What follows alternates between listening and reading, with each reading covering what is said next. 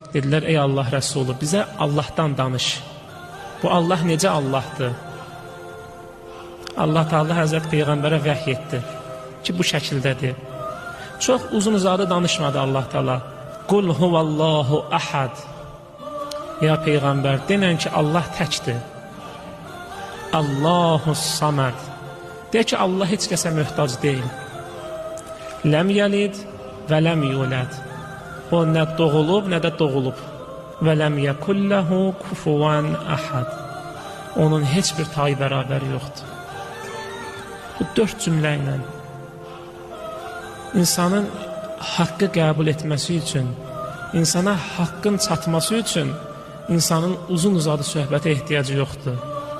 Bircə kəlmə söz bəs edir ki, insanı haqqa tərəf çağırsın.